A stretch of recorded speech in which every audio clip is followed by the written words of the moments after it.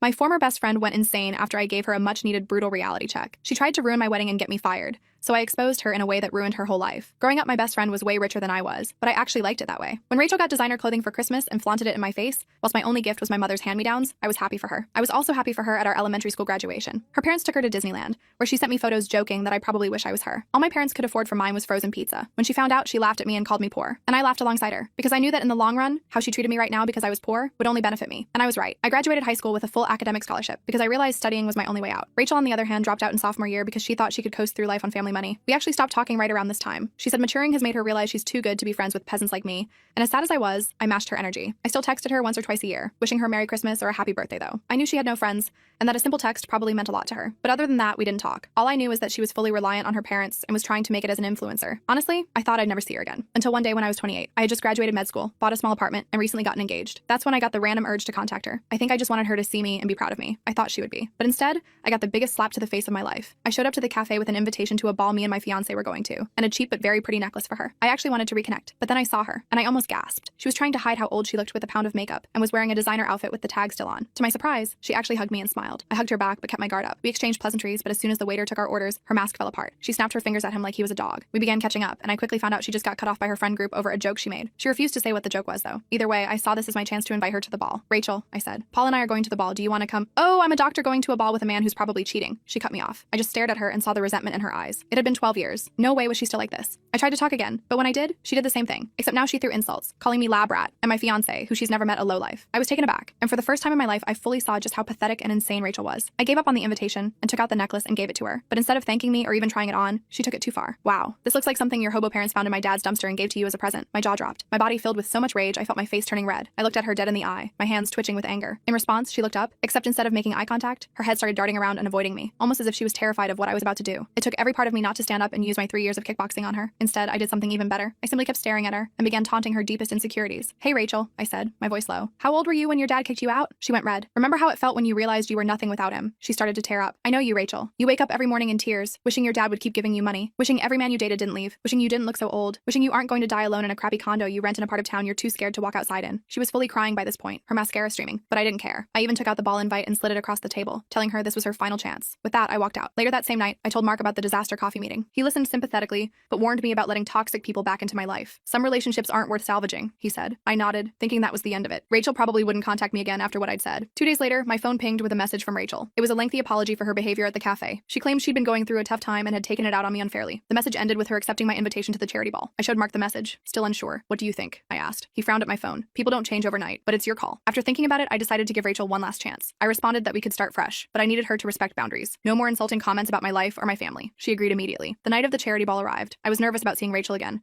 but also hopeful that maybe she was genuinely sorry. Mark and I arrived early since I was on the organizing committee. The venue looked stunning. The Historical Art Museum downtown had been transformed with elegant lighting and floral arrangements. When Rachel walked in an hour later, I almost didn't recognize her. She looked absolutely gorgeous in a deep blue gown that probably cost more than my monthly rent. But more importantly, her demeanor was completely different. She was smiling warmly, thanking the staff, and behaving like a normal, polite human being. Your dress is beautiful, she said, approaching us. And this must be Mark. I've heard so much about you. Mark gave me a surprised look, but shook her hand politely. Throughout dinner, Rachel was pleasant company, asking thoughtful questions about Mark's work and complimenting my engagement ring. I started to think maybe she really had reflected on her behavior and wanted to change. Then I went to the restroom and overheard something that made my blood run cold. Rachel was talking to one of the hospital board members, a woman I worked with closely. Yes, I've known her since childhood, Rachel was saying. I actually mentored her through medical school. She was struggling with some of the advanced concepts, but I've always had a knack for medicine. I'm a surgeon at Memorial now. I stood frozen by the sinks. Rachel wasn't a doctor. She had never even finished high school as far as I knew. She was outright lying about me and herself to my colleagues. I waited until the board member left, then confronted Rachel. What are you doing? You're not a doctor, and you certainly never mentored me. Rachel's face fell for a second before she recovered. I was just trying to fit in with your fancy doctor friends. They all seem so impressed by credentials. By lying about me? About yourself? These are my colleagues, Rachel. My reputation matters here. She started crying, which immediately made me feel like the bad guy, even though she was clearly in the wrong. I just wanted to feel important for once, she sobbed. Everyone here is so accomplished, and I'm not. Against my better judgment, I softened. Let's just get some air, I suggested, not wanting to make a scene. I'll grab us some drinks and meet you on the terrace. I went to the bar to get us some water, needing a minute to process what had just happened. When I returned to find Rachel, I spotted her surrounded by a group of my university colleagues. They were looking at her phone and then glancing at me with strange expressions. As I approached, I caught a glimpse of what they were looking at. Photos of me, embarrassing childhood photos I didn't even know still existed. Rachel was in the middle of a story about how I had wet the bed at a sleepover when I was 12, something that had never actually happened. Rachel, I said sharply, can I talk to you for a minute? She followed me to a quiet corner, her expression all innocence. What's wrong? You know exactly what's wrong. Where did you even get those photos? Oh, I've had them forever, she said casually. Just some memories I saved. I thought your friends would enjoy seeing the real you. The real me? You're making up stories to humiliate me. Rachel leaned close, her voice dropping. You humiliated me at the cafe. Did you think there wouldn't be consequences? Before I could respond, she stepped back and her demeanor completely changed. I'm so sorry about the photos, she said loudly, for the benefit of anyone who might be listening. I didn't realize they would upset you. Let me delete them right now. She made a show of deleting the photos from her phone,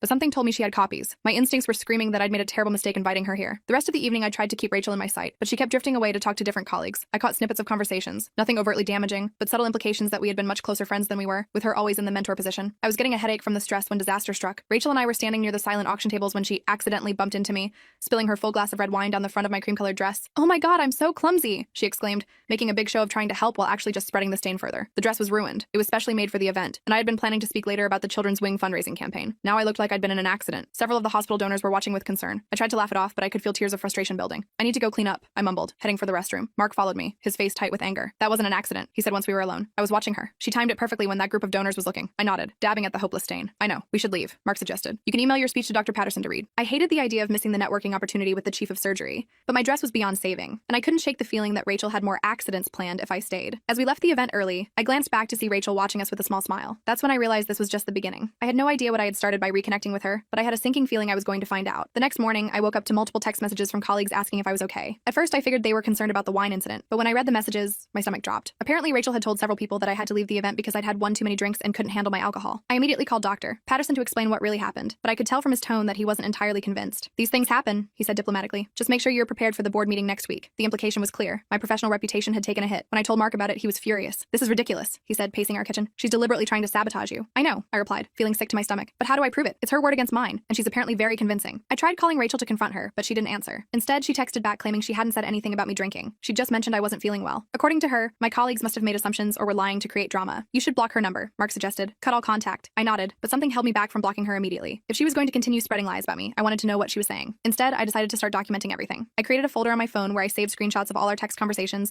and made notes about every interaction. Over the next week, I kept my head down at work, focused on my patients, and tried to repair any damage to my reputation through sheer professionalism. I thought maybe Rachel had moved on after having her fun at the ball. I was dead wrong. A week after the charity event, my department head called me into his office. Dr. Klein was normally warm and supportive, but today his expression was serious as he turned his computer monitor toward me. Can you explain this? He asked. On the screen was a social media post from an account called Medical Frauds, showing what appeared to be me at various medical conferences, clearly intoxicated in the photos, except I knew for a fact these images were doctored. In one, my head had been poorly photoshopped onto someone else's body. In another, a normal photo of me holding a water glass had been altered to make it look like I was disoriented. This is fake, I said immediately. I've never been drunk at a conference. These are doctored images. Dr. Klein sighed. I figured as much. The Photoshop job isn't even very good, but these posts have been sent to several board members, and we need to address it. I felt my face burning with humiliation as I explained about Rachel, my former friend who seemed determined to destroy my reputation. It was mortifying having to tell my boss about this personal drama, but I had no choice. I'm sorry you're dealing with this, Dr. Klein said when I finished. Do you think she'll escalate further? I honestly don't know, I admitted. I never expected any of this. He advised me to document everything and suggested I consult the hospital's legal team if things got worse. As I left his office, I felt a mixture of relief that he believed me and dread about what Rachel might do next. That evening, Mark and I agreed it was time to completely cut off Rachel. I blocked her on all platforms and asked mutual acquaintances to not share any information about me with her. We thought maybe without access to me, she'd lose interest and move on. For a couple of weeks, things seemed to quiet down. No more fake social media posts appeared, and the gossip at work gradually died down. I started to relax, focusing on our upcoming wedding plans instead. We had booked a beautiful venue for the fall, a historic mansion with gardens that would be filled with autumn colors. The deposit had been a stretch financially, but worth it for our dream location. Then one evening, I got a call from the venue. Dr. Thompson, this is Andrea from Bellevue Manor. I'm calling to confirm your change of date from October 15th to December 3rd,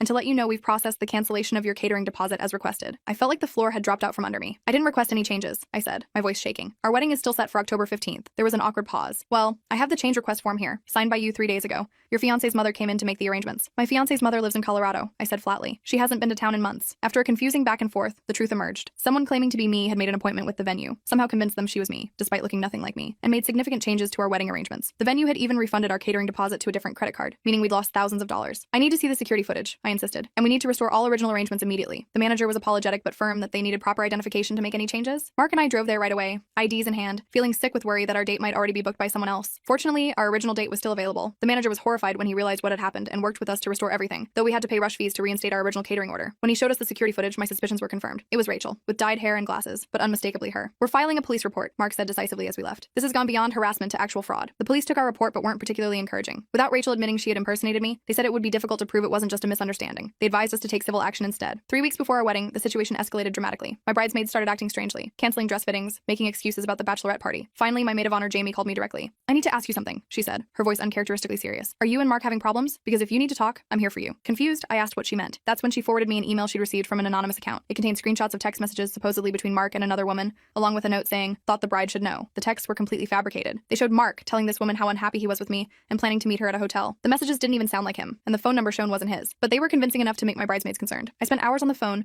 reassuring each of my confused friends that my relationship was solid and the messages were fake. Meanwhile, Mark was devastated that his character was being attacked. He'd always prided himself on his integrity, and the idea that people might think he was cheating was unbearable to him. "Who does this?" he asked that night, pacing our apartment. "Who puts this much effort into hurting someone else?" I had no good answer. The level of malice Rachel was showing went beyond anything I could understand. This wasn't just petty revenge anymore. This was a concentrated effort to destroy my life. My cousin Joseph worked in cybersecurity, and I reached out to him for help. He agreed to trace the anonymous emails to see if we could connect them definitively to Rachel. The emails originated from a public internet cafe about 3 blocks from Rachel's apartment, he reported back a few days later.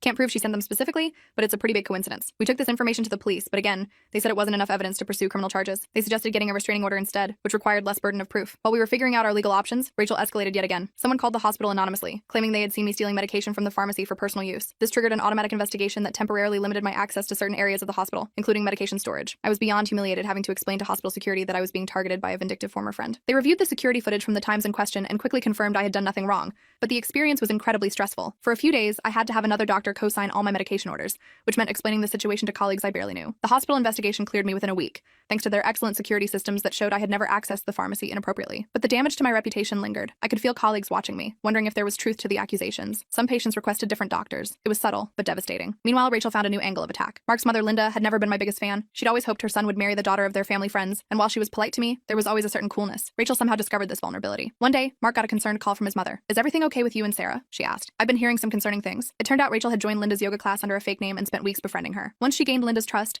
Rachel began dropping subtle comments questioning my character and suggesting Mark wasn't happy but was too loyal to admit it. "She seems so genuine," Linda told Mark when he confronted her about it. "She said she knew you from college and was just concerned." Mark was furious. "Mom, I've told you how happy I am. Why would you believe a stranger over me?" The situation came to a head when I happened to be driving past the yoga studio one day and saw Rachel walking out with Linda. I recognized her immediately despite her new hairstyle. Without thinking, I parked and confronted her in the parking lot. "What are you doing with my future mother-in-law?" I demanded. Rachel put on a confused expression. "I don't know what you're talking about. I'm just taking a yoga class." "Stop lying, Rachel. I know exactly what you're doing." She shrugged, looking annoyingly calm. "You seem really paranoid, Sarah. Maybe you should talk to someone about that." Before I could respond, Linda came out of the studio and looked between us in confusion. Rachel used the opportunity to slip away, leaving me to explain everything to Linda. Fortunately, when I showed Linda photos of Rachel and evidence of her harassment campaign, she believed me. She was horrified to realize she'd been manipulated and apologized for doubting me. It was a relief to clear the air, but exhausting to have to constantly defend myself. With our wedding just 2 weeks away, Mark and I thought we had finally contained Rachel's influence. We'd warned everyone in our lives about her, increased security for the wedding, and were being extra cautious about sharing any personal information. Then I received a certified letter from an attorney claiming I had committed malpractice on a patient named Tyler Benson, resulting in permanent nerve damage. The letter demanded a settlement of $200,000 to avoid a lawsuit. I had never treated anyone named Tyler Benson. A quick search revealed he was Rachel's cousin. Mark and I immediately contacted our own attorney, who advised us that while the claim was obviously fraudulent, we needed to respond officially. We postponed our honeymoon to Japan to deal with the legal threat, losing thousands on non-refundable bookings. Our attorney sent a strongly worded response pointing out that hospital records would show I had never treated this patient,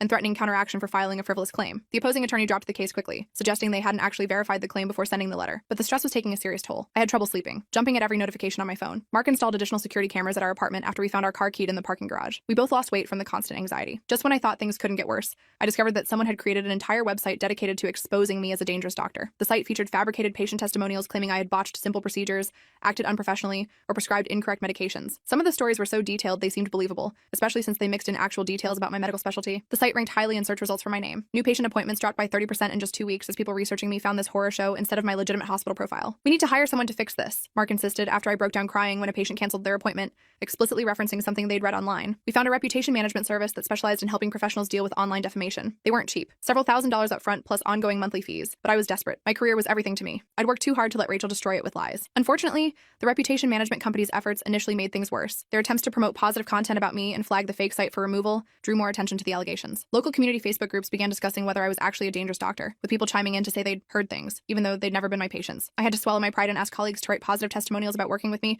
which was professionally humiliating. Most were supportive, but I could tell some wondered if there was truth to the rumors. Where there's smoke, there's fire seemed to be the unspoken assumption. The stress was affecting our relationship too. Mark and I were both exhausted and short-tempered. We'd gone from planning our dream wedding to just wanting to get it over with before Rachel could cause more damage. "Let's just move up the date and do something small," Mark suggested after another exhausting day of damage control. "Just our immediate family, somewhere Rachel won't expect." I hated the idea of letting her win by changing our plans, but practicality won out. We rescheduled for the following weekend at our original venue, telling only our closest family members the new date. We lost another deposit, but it seemed worth it for some peace of mind. The night before our new wedding date, the venue called in a panic. Health inspectors had shown up based on an anonymous tip, claiming there was a rodent infestation in the kitchen. Though they found nothing, regulations required a full inspection before the facility could serve food again, which couldn't happen in time for our wedding. We lost our venue and catering deposit. With less than 24 hours until our wedding, Mark's cousin Elizabeth offered her backyard as an alternative. It wasn't the dream venue we'd planned, but at that point, we just wanted to be married without further drama. Despite everything, the small backyard wedding turned out to be beautiful. Elizabeth's modest garden had a few rose bushes and a small patio, nothing like the mansion's expansive grounds, but intimate and heartfelt with just our closest family present. The smaller setting emphasized that we were surrounded only by people who truly cared about us. Just as we were exchanging vows, however, a car parked across the street began honking continuously and blasting music. Mark's brother and 2 friends immediately went to investigate while we rushed through our vows. Through the commotion, I could see Rachel sitting in her car, a malicious smile on her face as she disrupted our ceremony. By the time Mark's brother reached her car, she drove off, leaving us with a wedding video partially ruined by car horns. That was the final straw. The next day, we went straight to our attorney and insisted on taking stronger legal action. He had been hesitant before, saying harassment cases were difficult to prove and expensive to pursue, but now agreed we had enough documented incidents to file for a restraining order. We spent our honeymoon gathering evidence, organizing documentation of every incident over the past months, and preparing for court. It wasn't the romantic start to marriage we'd imagined, but working together against a common enemy at least reinforced our partnership. The restraining order process was more complicated than I expected. We had to show a pattern of harassment and prove that Rachel represented a credible threat. Fortunately, we had meticulously documented everything: the wedding venue fraud, the fake medical review website, the falsified text messages, the bogus malpractice claim, and statements from witnesses, including Mark's mother and my bridesmaids who had received the fake emails. Just when we thought we were making progress, Rachel filed her own restraining order against me, claiming I was the one harassing her. According to her filing, I was obsessed with her and had been stalking her for months, showing up at places she frequented and spreading lies about her to mutual acquaintances. We had to attend an extremely uncomfortable court hearing where Rachel presented her fabricated evidence, doctored photos suggesting I had been following her, manufactured text messages, and even a fake journal purportedly documenting her fear of me. She had clearly put as much effort into building this alternative narrative as she had into harassing me. Fortunately, the judge saw through her claims. Our evidence was substantial and verifiable, while Rachel's fell apart under minimal scrutiny. The judge granted my restraining order, requiring Rachel to stay at least 500 feet away from me, my home, and my workplace. He dismissed her counterpetition and warned her about the consequences of filing false claims. I left the courthouse feeling vindicated but not particularly relieved. A restraining order was just a piece of paper, and Rachel had already demonstrated her willingness to break laws to hurt me. Still, it was something: official recognition that I was the victim, not the aggressor. For about 3 weeks, things were quiet. No new fake websites appeared, no one called the hospital with false accusations, and our apartment building's security cameras showed no sign of Rachel lurking around. I started to hope she had finally gotten the message. Then Mark got a text from an unknown number. "Hey man, we should talk about Sarah. I have information you need to know. Meet me at Riverside Park, 7 p.m. tonight. Come alone." The number wasn't Rachel's, but the message followed her pattern of trying to create conflict between us. Mark showed me immediately. "It's obviously a trap," he said. "Probably this Tyler guy she used for the fake malpractice claim. Or she's using a burner phone," I suggested. "Either way, you can't go." Mark agreed, but was curious about what they were planning. What if I go, but stay in the car, just to see who shows up? I was against the idea, but Mark felt it might give us more evidence if we could prove Rachel was violating the restraining order. He promised to stay in the locked car with the windows up and drive away at the first sign of trouble. That evening, Mark parked near the meeting spot 15 minutes early. He kept his dash cam running to record whatever happened. At exactly 7 p.m., a man approached the parking area, looking around. When he spotted Mark's car, he walked directly toward it. Mark recognized him from social media as Tyler, Rachel's cousin who had filed the fraudulent malpractice claim. Tyler signaled for Mark to roll down his window, but Mark shook his head and held up his phone to show he was recording. Tyler's friendly demeanor instantly changed. He began shouting obscenities and hitting Mark's car window, clearly trying to provoke a reaction. He was recording too, likely hoping to get footage of Mark retaliating that could be used against us later. Mark calmly drove away without engaging, leaving Tyler standing in the parking lot. When he got home and showed me the dash cam footage, I felt sick. They had clearly been trying to provoke Mark into a physical confrontation they could use against us in court,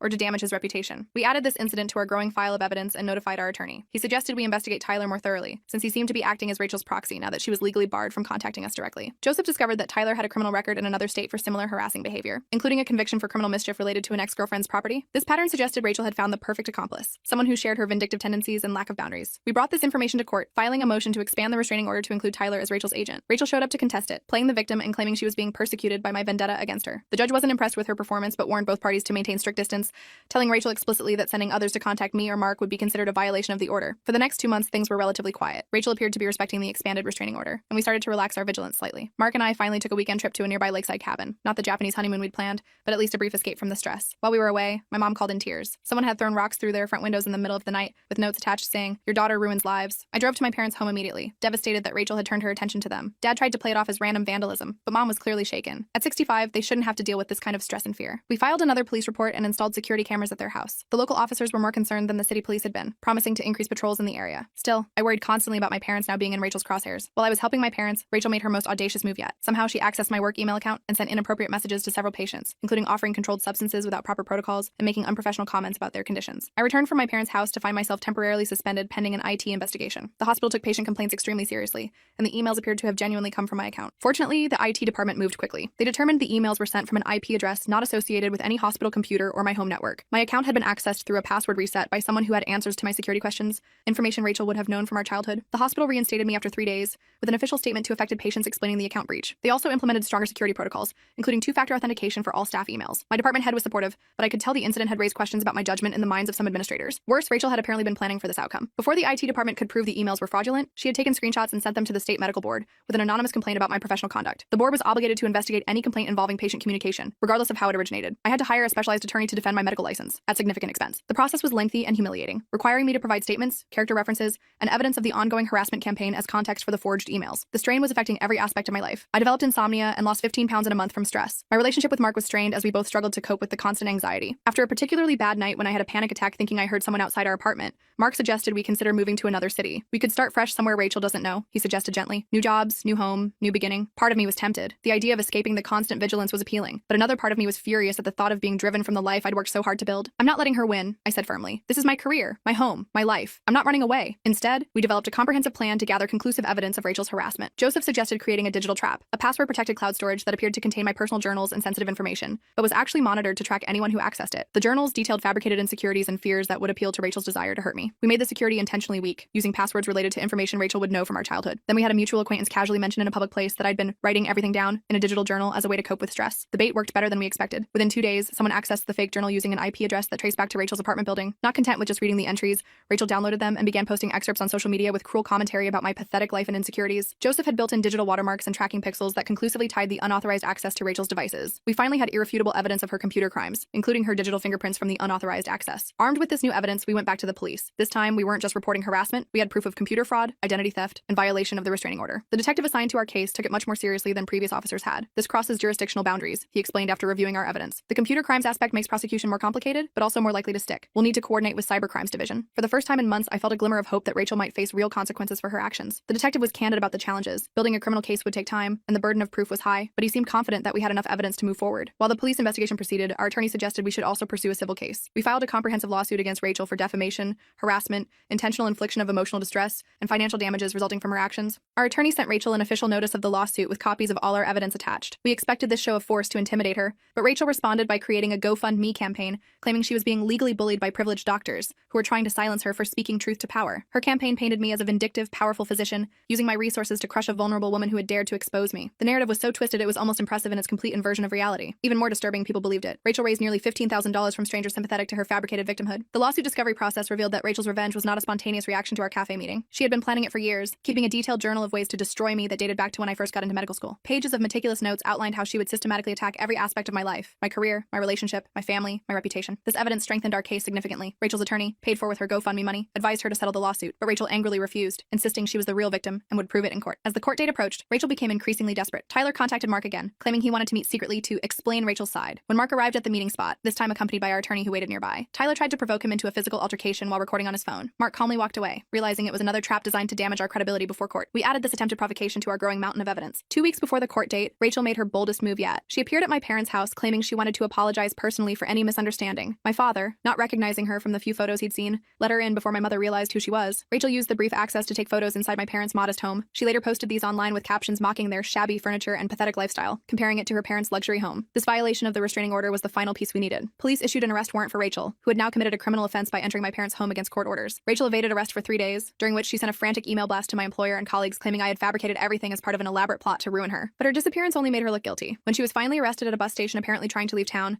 few believed her protestations of innocence. With Rachel in custody awaiting a hearing on the restraining order violation, Mark and I finally felt a moment of relief. But we quickly realized this was just the beginning of a new chapter in our ordeal. The criminal case for violating the restraining order was separate from our civil lawsuit, which was still proceeding. Both would require our ongoing participation, testimony, and emotional energy. We were also concerned about the financial strain. Between legal fees, security measures, and income loss due to the damage to my professional reputation, we had already spent over $30,000 dealing with Rachel's harassment. The prospect of continuing legal battles was daunting. Unexpectedly, help came from an unexpected source. Dr. Klein, the senior partner at my hospital who had supported me throughout the ordeal, connected us with a pro bono attorney who specialized in stalking cases. The attorney had previously worked with several healthcare professionals targeted by vindictive individuals and was passionate about helping victims of this type of harassment. With improved legal representation, we felt more confident facing the upcoming proceedings.